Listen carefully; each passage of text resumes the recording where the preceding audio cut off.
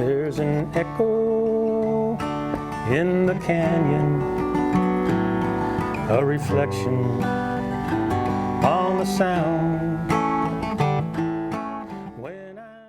Welcome, Kathy Weiss. Thank you, Frank. I'm so happy to be here.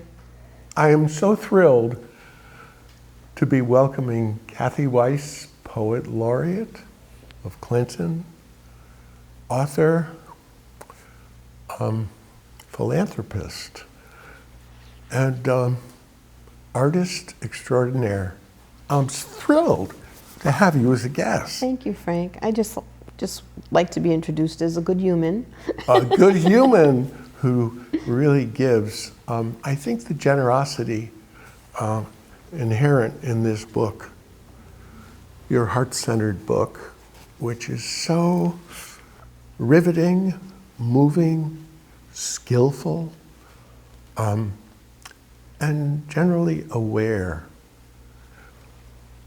of all things humans face and are possible for overcoming. I think it's an epiphany for me to read this. That's how deeply it touched me emotionally. Thank you. I didn't realize how it would affect others. Yes. I didn't realize how popular it would be. I didn't even want to put it out there. It was really a fundraiser. And it was a commemoration of 70 years of my life, different works over 20 years. I mean, a lot of new poetry. Good. And then a lot of poetry that I wrote, just as an expression of relief as my work as a social worker and with others. Art is so healing. It gives you a way to release your feelings. And so there's that. And then my memoirs were very, very popular, and they were written, and chapters of the memoirs were republished in so many journals and online magazines. And Separately, each chapter. That's how I wrote it. Beautiful. And so I felt a little naked for people to read it. I felt so exposed. It's my deepest, rawest exposure of my inner self. I felt it, saw it, understood it, and was grateful for it. It really invited me in. The memoir part is really part and parcel of the book in terms of setting up for the poetry. And what a wonderful combination. And you're also doing your own visual artwork. Yeah, I do all my own covers. It's fantastic. Thank you. Of the talents that really are cultivated. Yeah. Well, I wrote the book to help people understand why I'm so committed to help others. Yes. And I find it, I don't want to cry, but I grew up in a household without books. And to be the poet laureate and to get so many students and seniors and people and help them get published and inspire them, it's just unfathomable to me. It's astounding to me that when I think about it, I mean, that little girl in that book, I hardly ever think about her. She pops up every now and then. As you mentioned. But I don't really dwell on any kind of angst from the past. I don't. I'm grateful for it. But as you said in the book, there are times when it just peeks through. Just peeks through, and then I have a lesson to learn. You do, and you explain that. Let's go back to that little girl and that childhood. I was struck by the word harsh. I said, oh my goodness, I identify. I had such a harsh. That was the nicest word I could use to describe it. I was thrilled with that word choice. I think that was the nicest word. I mean, I think I haven't really given the work that is in the first memoir, Armored Oxfords, because some of those stories were hard. Well, I don't know. They were tough to read for some people. I could read a short poem, the first poem in this. It was one of my first memories when I was just maybe 4 or 5. And as I say, as a social worker, I may help other women or other people, and they may not get it, but sometimes when I read a poem written through the eyes of a child, sometimes it's more powerful. So this one is called Shoes Dropping. And, well, the book is called Waiting for the Other Shoe to Drop. And it's really about hope and anticipation. And waiting. And waiting. I love the And way waiting. you repeat the waiting word and the fertility in that. Right. It came from a popular phrase used in tenement houses when the walls and ceilings were very thin, and people would hear someone take off their shoe, and they would just wait for the other shoe to drop. Just because they knew that they could hear it, and they would wait for it, and it just became an expression about waiting for what's going to happen next, And also a clever metaphor. Yes. Extended metaphor, Yes. which covers the whole book. Yeah. So I'm going to read Shoes Dropping. Love it. The first poem. I heard the sound of a punch, and a head hit the floor. I wait, my ears pressed on the other side of the wall. I heard teeth drop and roll, amplifying secrets in the night. Then I heard his shoes drop, a sign he was done for the day. Oh boy. And how old is this child? I probably was about maybe 4 or 5. Oh my goodness. So I don't usually get that emotional. I don't know. I think you're bringing it out on me. I hope so, because Because you said you had a harsh childhood as well. But my parents were only human. I've forgiven them a long time ago. as all our parents. Right. only And they only knew what they They knew. only knew, did the best they could with what they I'm had. so strong from my experience. I'm that I don't really have any hatred or, No. it just is what it is. But, I think my experiences have shaped me for sure. Oh, yeah. And also enlarged your heart to such a point where the generosity is just a natural response. Well, I think that's why I shared it. I want people to understand why I'm so committed to helping others. Yes. Because I was lucky to change my given reality. And it's partly the inner strength of your budding personality with the courage that you deep down found and pulled up just in that moment. Well, people have wondered, psychologists have asked to study me in the past, but why I don't really, why I can be so, loving, and why I don't really have any, animosity towards my parents. Or baggage. But now, that was a long time ago. Yeah, I just long had time ago. I'm in a new decade. I'm in my, north of 60, let's just say, way north. But, but let's just say, research has come out and showing that if you have a purpose, when you're a child, if you have a purpose, and I always had a purpose to get you an really? education. Oh, I loved the From the- library. I loved learning. My goal was to get a good education, get a good job, and change my reality. I see that. And the second reason was, I think, despite everything, I went to a Catholic school, so we started every day with Mass, and that was just 1 hour a day where I can focus in the quiet inside myself. So I think those two things, when I look back and people ask me why, because I always have a purpose. I always had a goal. As And far as you studies show remember, yeah. children at risk, if they have a purpose and a goal, they, because you wonder, why would I succeed and somebody else not? Because there's a lot of people who have not. Absolutely. And they, it's just, Institutions are filled with them. well, everybody's not made from the same cloth. No. And that cloth goes way back, doesn't it? Do you remember your grandparents at all? Just my paternal grandmother, which I write about in the book. That's the poem that really moved me. The story, Yes. one of this from my memoir. The shoes, yes. Yeah. Let's go to the next running shoes. page on Yeah, the- let's lighten it up a little bit. There are some funny ones. Oh, I yes. just think, yeah, Oh, I mean, yes. it's not all dark, but it's just a collection It's- about my whole life. And It's a kaleidoscope. yeah, Yeah. and some people's favorites, running shoes. So you like running shoes, Mm-hmm. huh? All right. Oh, yes. Would you like to read it? Sometimes I like to hear I other people would. read my poetry. I do the same. Okay, let's. always do the And same. you're a wonderful poet and reader. So let's hear it. Running shoes. Often in relationships, I hesitate. I wait for the shoe to drop. He is seemingly perfect, yet I can't help myself. I wait for the sound of another shoe.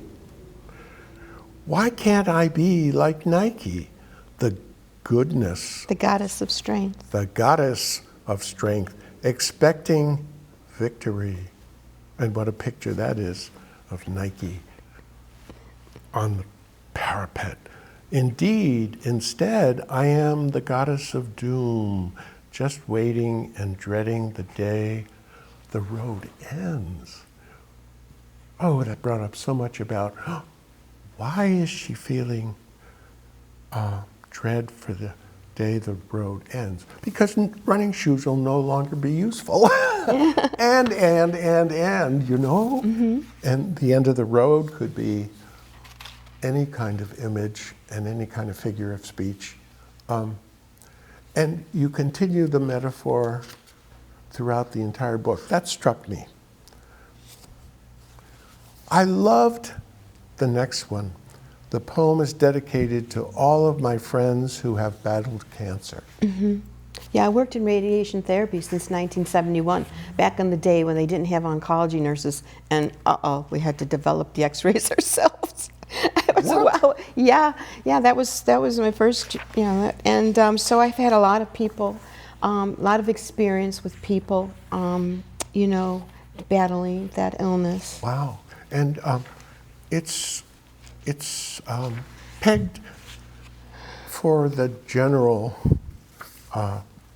population of those who have suffered cancer. And so your audience is really expanding. And that's a very effective poem. Shall I read it or you? If you would like to read it, like I said, I'd love to hear you read. Thank you. Doctors dropping shoe bombs. I love your titles. My heart is pounding as I wait for the other shoe to hit me in the face on its way to darkness deep. I commence to weep. In the shadow of your penumbra, my heart is pounding as I wait. In your office, with family photos on a desk and golf trophies adorning your bookshelf, I squirm in your red leather chair as I clutch my dirty hair. Perhaps today I'll get to wash it. That is, if I can get a moment between the pokes and prods. The doctor comes in uttering a single word. Just another bomb as my world slows before it ends. Darkness descends. The weight, bad news crushes me. From the floor to the ceiling, shoes are dropping. I must try to dance with my falling soul. Ooh, wow. It was so nice to hear you read it, and it's interesting to me which poems people like. I've been getting a lot of emails and phone calls, about people, which poems, which stories they liked, and I'm learning so much about people through, discussion. And how about the craft? In other words, this is a change in terms of using very effectively rhyme, which is satisfying. Right, At a deep and I don't level. always rhyme. No, I know. I can write a variety. I don't really write that much sonnets. There's one or two in this book, Weather, but I write narrative poems, portrait poems, Story, yeah. Very, very persona important. poems. But the rhyming is a craft, and it's beautifully done here. Thank you. And it's at a subliminal level, so it's like the reader is going through a little fright here with the person addressed who has cancer, and the person really is able to rhyme.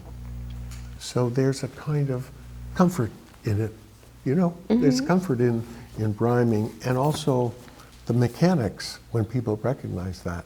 So some people naturally gravitate toward rhyming poets. Others, free verse. Walt Whitman, open up the line, let's breathe more. Emily says. Right.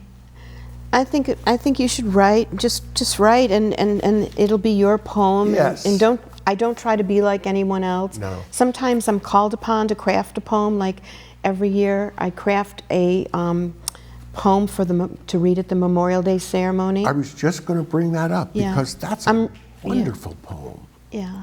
in community, Yeah. and it celebrates community. Yeah. The first year I wrote a poem about bravery. Last year I wrote a poem about what the families sacrifice. This year my poem will be it'll be a persona poem from the standpoint of the soldier, a message to his loved ones. Oh, So that's not in here because, you know, I haven't, I didn't do that yet. That's a great idea. Yeah. Hot dogs, picnics, and parades. I think you have a proof copy because I noticed. Yes, I do. I noticed You there's a sent me couple of proof. typos, and I apologize. No, it's good to catch them. Yeah. Yeah. But let me see do you have the page that it's on? I was gonna. I didn't plan to read. 104. I didn't plan to read anything and be all. I just thought I'm gonna let Frank ask me whatever he wants. What the heck? I'm already naked in this book. Already. I might as well just ask you, answer anything you ask me. Hot dogs, picnics, and parades. I remember a pitcher of lemonade on a Memorial Day picnic. My father pouring out World War II stories handed down from his father. I was too young to understand sacrifice. I remember my uncle grilling me a hot dog after the parade. He always made sure it cooled enough so as not to burn my mouth. A year later, he went off to Korea. He always cared to make sure I would grow up safe. I was still too young to appreciate his sacrifice. I remember my sweetheart and I went for a canoe ride on the river just before sunset. It was a magical setting for a proposal. The next day, a cold draft came up from shore and carried him off to another river, the Mekong. I began to understand sacrifice. I remember my sister and I, when we were little, we went to the beach on Memorial Day. We would play in the sandbox. We shared everything, shovels, sand pails, and salty secrets. Decades later, her sandbox became the desert in Iraq. We can no longer share everything. I can only remember and honor the memories of hot dogs on a grill, canoe rides on rivers, and playing in sandboxes. After years of Memorial Day picnics and parades and pitchers of lemonade, I now understand sacrifice. Theirs, yours, and mine. Today we honor sacrifice. Thank you. This poem really got people. I gave a lot of this printed out. People called me. They wanted this poem. And that's my goal as a poet laureate, to connect. I don't write for applause. I write to connect. Let me tell you about this style of poem. It's very unusual. It's called a persona poem. This style of poem is more like a soliloquy. Dates back to Homer and all of that. But you know who brought it back? Ezra Pound in the 1930s. And it was usually used, the poet creates a character and tries to convey a message with that character's soliloquy. So usually there were a lot of political messages, but my message was sacrifice. So I created different characters, in here. And so this is what is known as a persona poem, where the poet creates a persona. How effective that is, and how wonderful the craft and mechanics in this poem are. For example, what a clever pun. The next day, a cold draft came up from shore.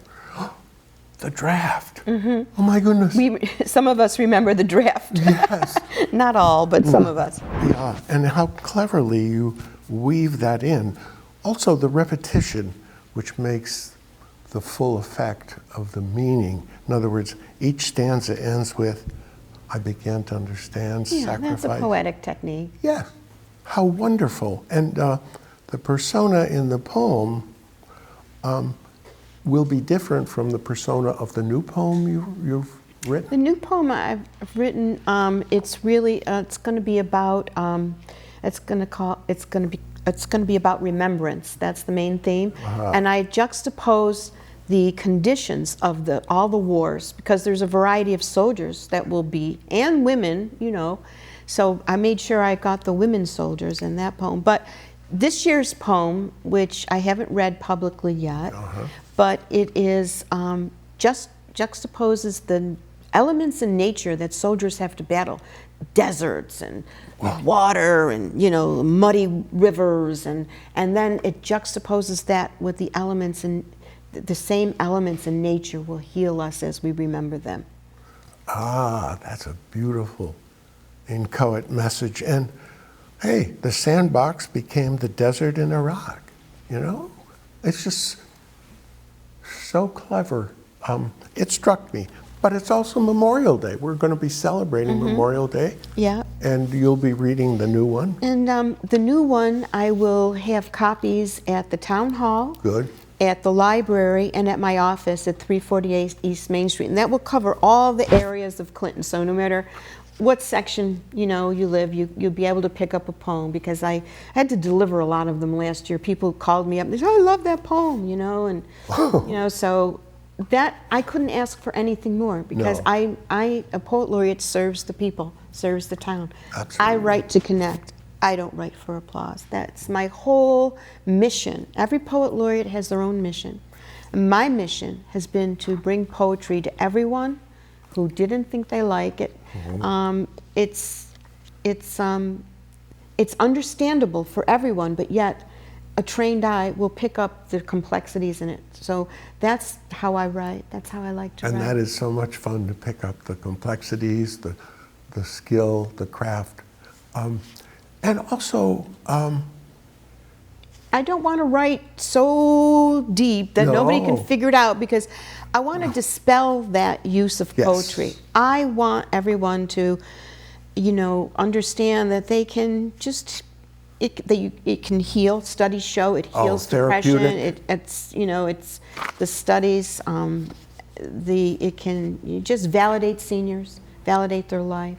If you would like, I can give a simple technique. We could look at sawdust. I'd love to. Okay. Absolutely. Sawdust is a photograph I took of my husband. I love to photograph him. And photography is an art form. Yeah, this It was really this is. was in a juried photography show at the Mystic Museum of Art. But okay, this was appeared in the Portraits of Clinton poetry book, which was an anthology, which was my project, where over a series of a year, I taught workshops on how to write a portrait poem, and then I collected them, and then I put them together in an anthology. And this was during COVID, and then we got all the people, some who never wrote a poem before. Wow.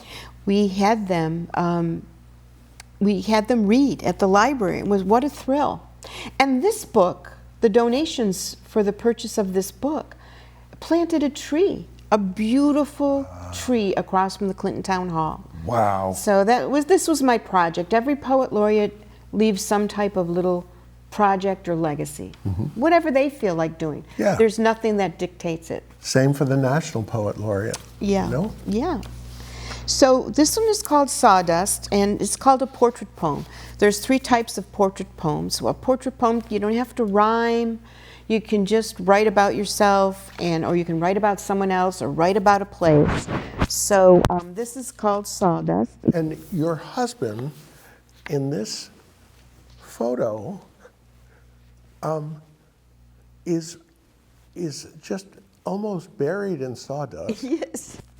And at first it looked like bees. You know, it had he that. just He just, yeah, he was That building mystery. he was building a staircase, and I nearly fell out the window to capture him that perspective. But anyway, this poem is written from his stream of consciousness. That's Oh. another unusual thing about this poem. It's a portrait poem, but I write it as if he was thinking it. Aha. Okay, sawdust. She doesn't like it when I come home covered in sawdust. I love the smell and don't mind if it gets embedded in nooks and crannies of my clothes. So I wait until the last moment to shake off the day. My days consist of working with my hands in my shop, bending metal and shaping wood into whimsical sculptures. My favorite are the useful ones, the coffee tables that resemble strange, lovable, smiling creatures I conjure in my head. They brighten the days during COVID.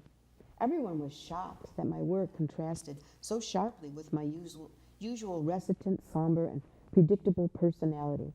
I had my first show in 2021 and revealed an overwhelmingly amusing body of work. Friends and family bought most of it.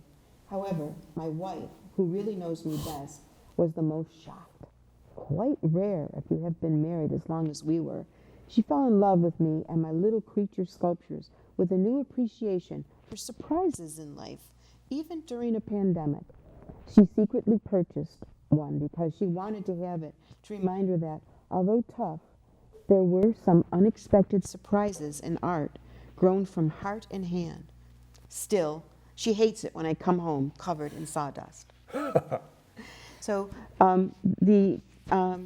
our gallery, the SWF Foundation Gallery, everything is there for donation, and it's 100% tax deductible. That's where you'll find most of my husband's sculptures. Coffee tables, step stools, all kinds of fun stuff.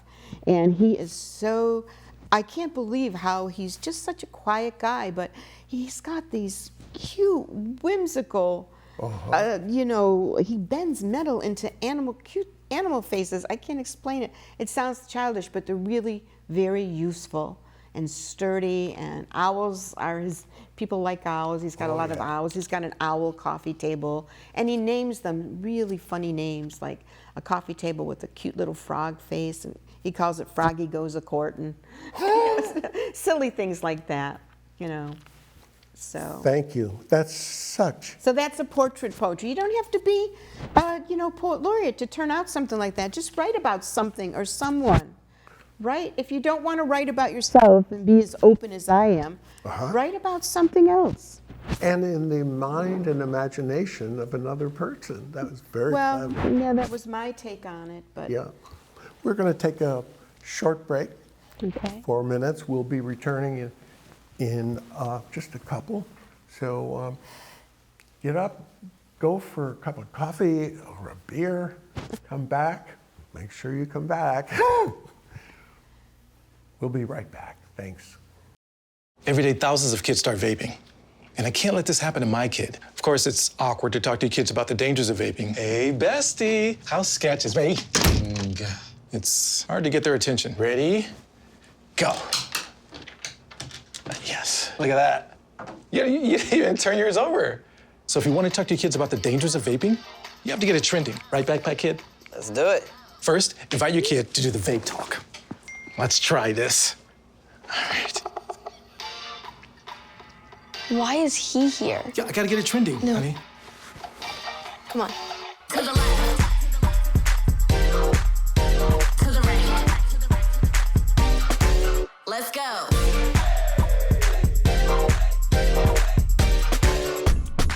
Oh, honey, can we talk? Yeah, what's up? I see a lot of your friends vaping. Visit talkaboutvaping.org for tips on when and how to have the vape talk.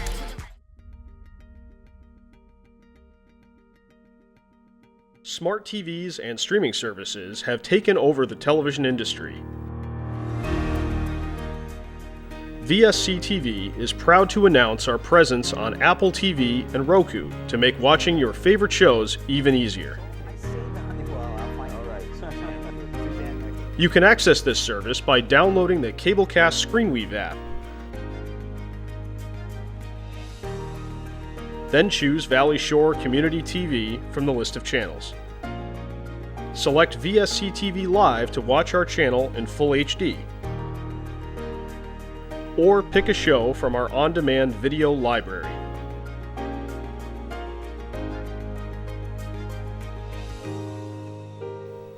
VSCTV is your local Connecticut Midshore Valley digital connection. Social media is used as a fun distraction for some people, and taking a Facebook quiz may seem like a harmless way to pass the time. But are you giving away more information than you think? A few questions are answered to prove how well you know a friend, or a short personality test is offered to match with a character from your favorite show. These quizzes appear to be meaningless, but the intent behind them is to collect your information.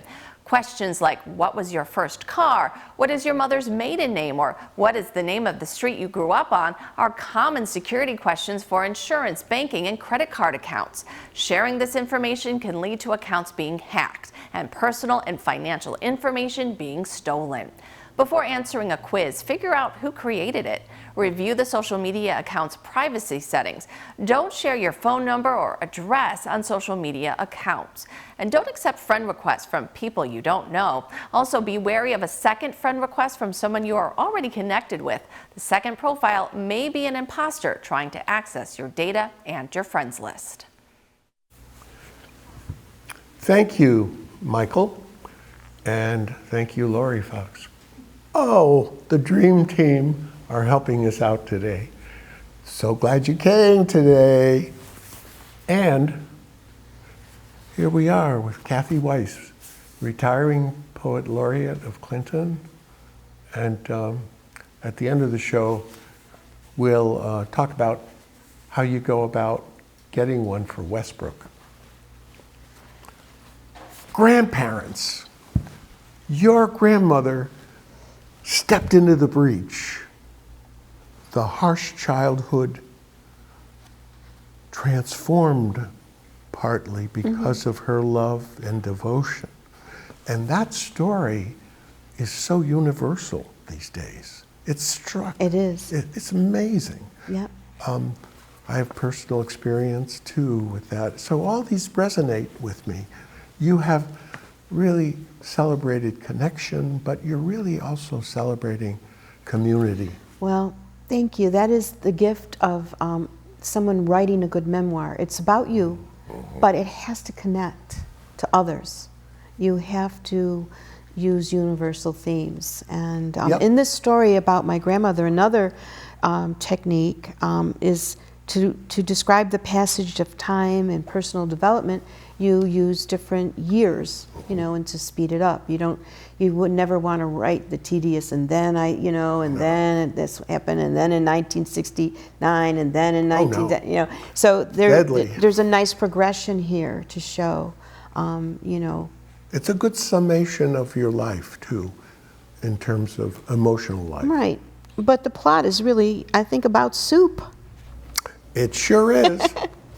Soup, Yeah. which is a metaphor. Oh, Yeah, I used it as a metaphor for It's different things beautiful. in here. Would you like me to read it? It seems to be one of your favorites. I would love to hear. It is a favorite. This has been republished a lot, Oh, I bet. and people love it. People do love this because everybody probably had a Everybody. grandmother. Everybody resonates. Sturdy black shoes. The year was 1968. I was 12, and Lyndon B. Johnson was our president. I remember my grandma standing at the stove. Her gray hair was always in a messy bun. She wore no makeup. If you asked about her lovely skin, she would say, "My secret is ivory soap." She hated girdles and took hers off the minute she came home. Hugging her felt like having a cushion of soft pillows moving under your head. Since she wore no girdle at home, her stockings were rolled down, crowning her slim ankles. If you looked further down, you would see her black orthopedic-looking shoes. I never saw her wear fancy shoes. She was the closest I had to a mother. She was the one who let me stay up late, eat ice cream, and watch movies on TV. She was the one that bought me a dress so I would not be embarrassed to go to a high school dance. She saved me many times over. When life was especially harsh, she was like a cheerleader, giving me courage and support. She helped me believe in myself. Like many people who lived through the Great Depression, she knew to let nothing go to waste. At the end of the week, the contents left in the refrigerator went into a stock pot to make what I called depression soup. I loved the smell of the melding flavors filling my nose. I often helped her assemble this weekly gift of leftovers. In 1984, Ronald Reagan was our president, and I went back to college to study social work with a concentration in gerontology. I had to take a required computer course, and my end-of-year assignment was to write a computer expert system. I thought. I had worked with expert programs and radiation therapy equipment for years. I knew they had to be written perfectly and in a way that left no room for error when identifying something. I knew every possibility had to be thought of. Otherwise, it could lead to a negative outcome or bad mistake. So after class, I asked the professor what the computer program should be about. He said, "Whatever you decide to write about, make sure it's something you know very well." I left class thinking about what life experience I knew so well that I could write a computer expert system on the subject. "Soup! I know soup," I said, loudly to myself. Grandma, my cheerleader from the past, had saved me again, I thought. I sat down at my kitchen table after the kids were in bed, began to write an expert program for soup. It went something like this. If it is vegetable-based and the main ingredient is tomato, it's tomato soup. If it's tomato soup and contains rice, then it's tomato rice, and on, and on, and on. I had written a computer program to recognize every possible soup base and combination of ingredients in it. I nearly bored myself to death. I certainly bored the professor, because he told me so when he handed me my graded paper. He told the class I was one of the few to get an A, one of the few who got it, who knew to look for every possibility, he said. Okay, I will finish. Okay. That night, I sat in my kitchen with a cup of tea and my graded paper. I thought about my grandma and her teaching me to make soup. I thought about life. I'm not an expert on life. However, if I compared my life to soup, then the base is the family I was born into. My experiences are the different ingredients that are randomly added, but I can add my own spices. Those spices will make it mine and shape the outcome. I finished my tea, made my list for tomorrow's goals, and went to bed. It goes on, but we'll cut here. And how wonderful it was to have soup as the metaphor in this one, embedded within the shoes, because it was her shoes that are sturdy. Wow. Yeah, and the story goes on, but we get the idea. Yeah. And we'll leave something for the reader should they purchase the book. And I just want to also thank Mary Ellen Rita, who I dedicated this book to, because this book is a philanthropic project. I receive, no money, and so Mary Ellen Rita edited the book, as a favor and helped me format it.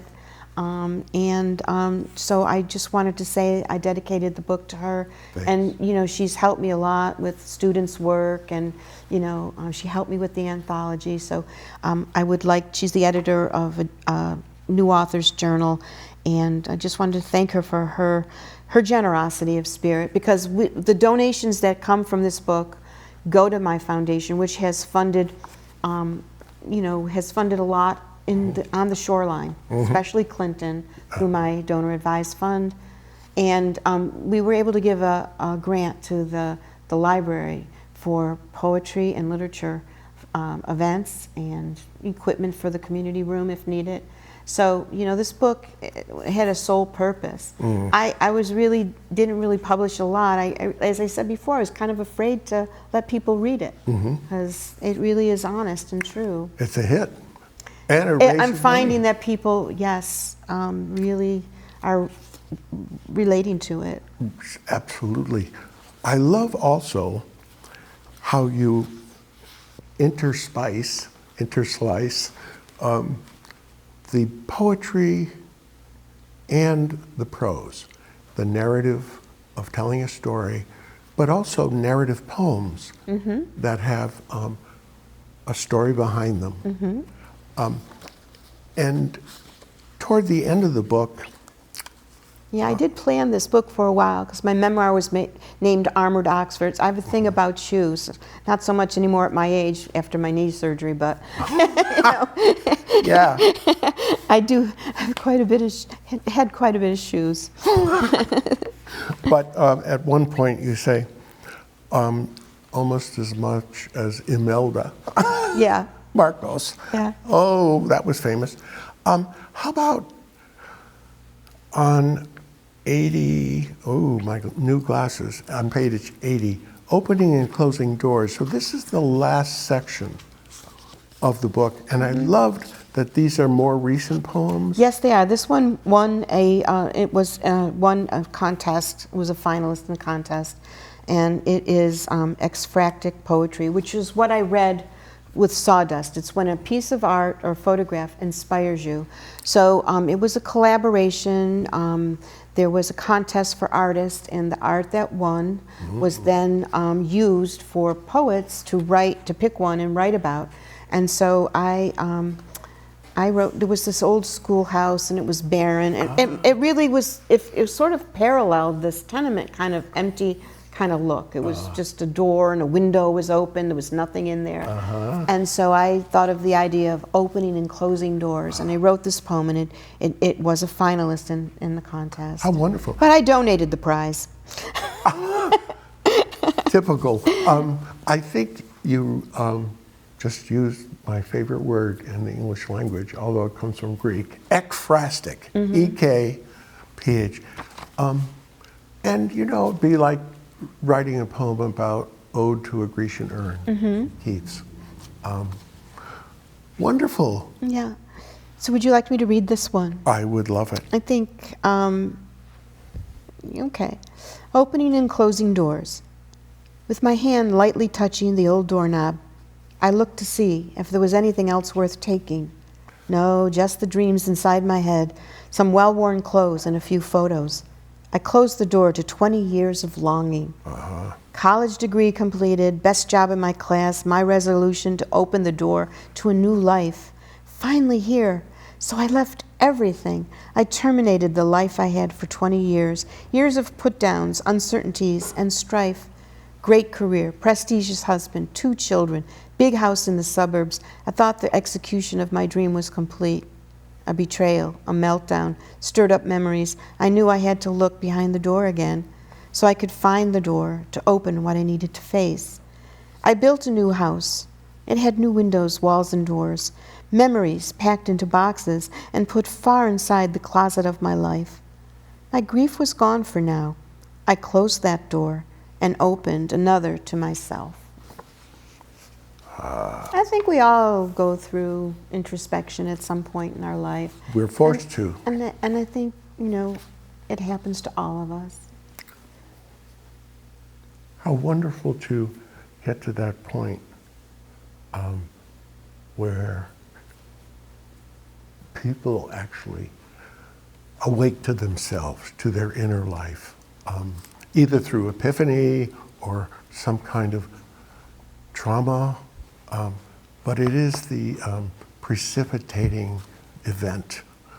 And we say about young people, the rite of passage, you know, teenagers going through that wonderful developmental stage. But this one is so much more valuable at an advanced stage, you know? Well, thank you. I really feel that. And you capture that in terms of connection and in sharing.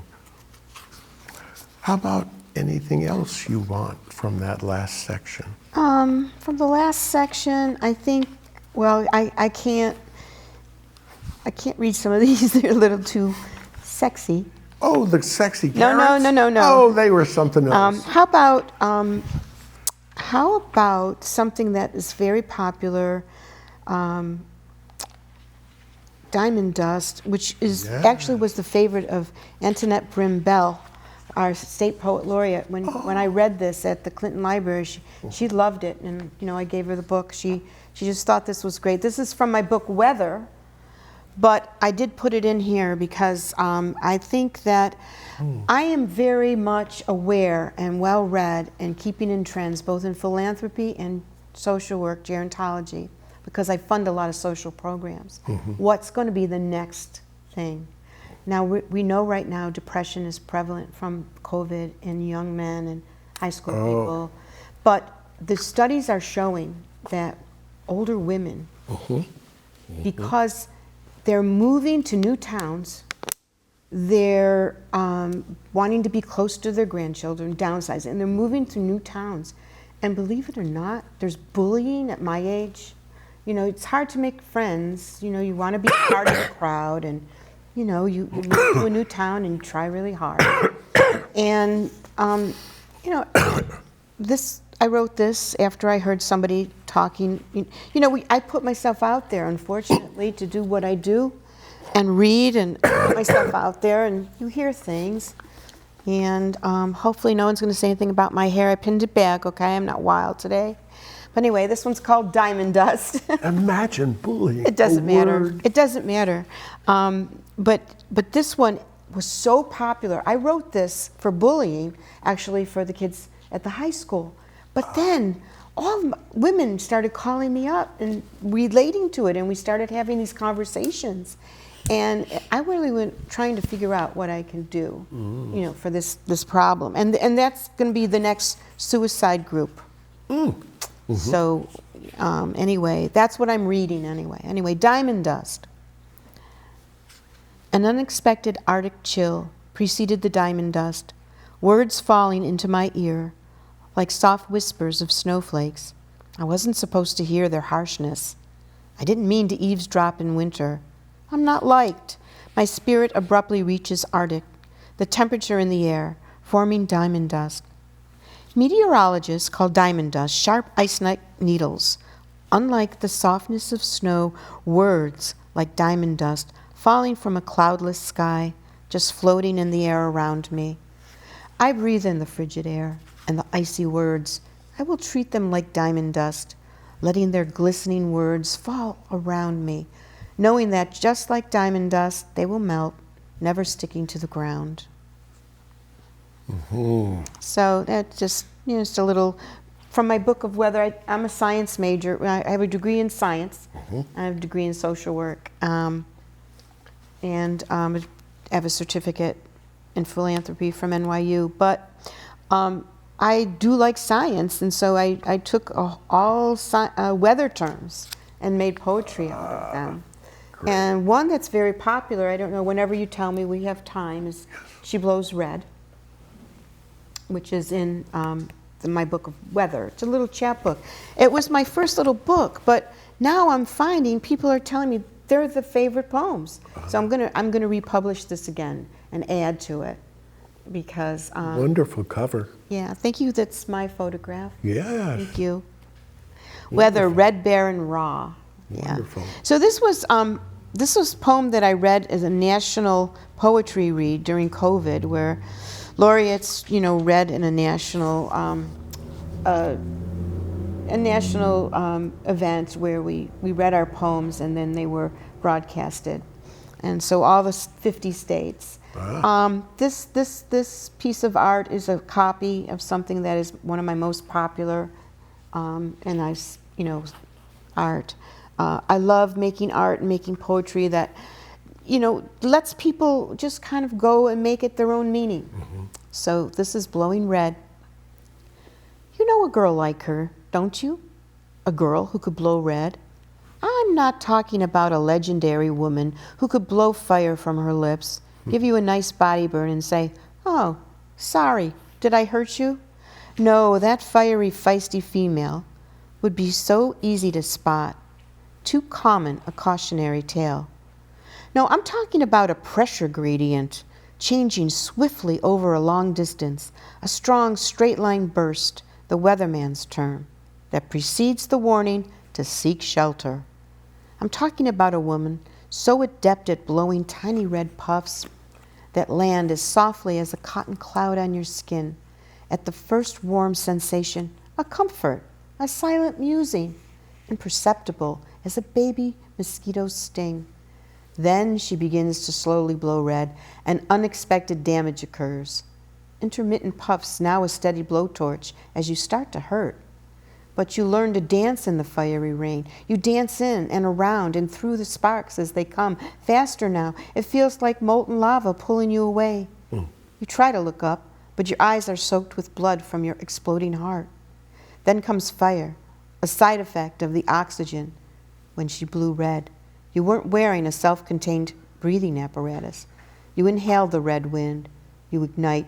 Every cell of your being is gone. Wow.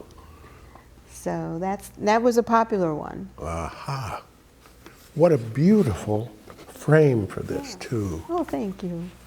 Just. I have some comments on your style. I have read, as I say, most of the book, and what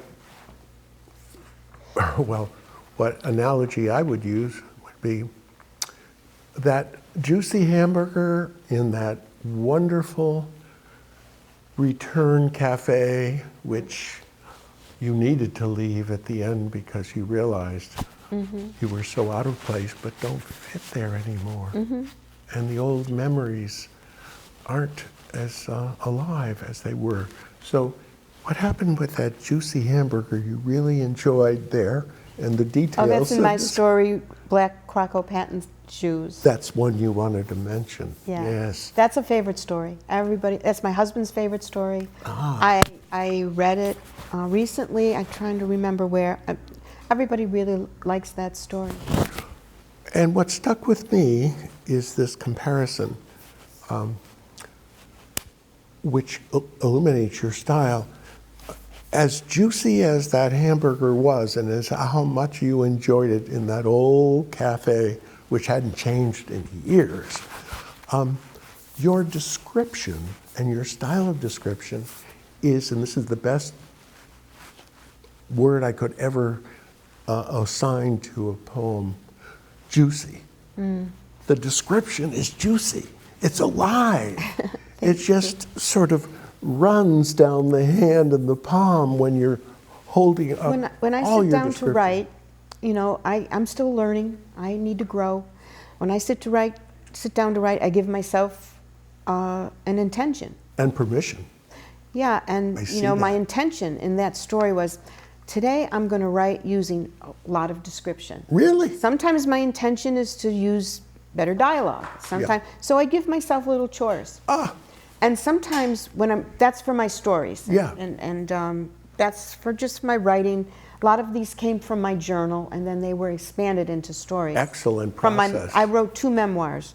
One, Armored Oxfords, about my childhood, and then Metal and Cloth, which was my time in Cuba when I was there on arts and cultural exchange. That was amazing. And I learned so much. Oh. And I, you know. Glad you included that. Yeah, that was a favorite. And but for poetry, when I teach workshops, I say, what is your intention? What do you Right. want? You know, what is your intention for writing? Make an intention, and that will guide you.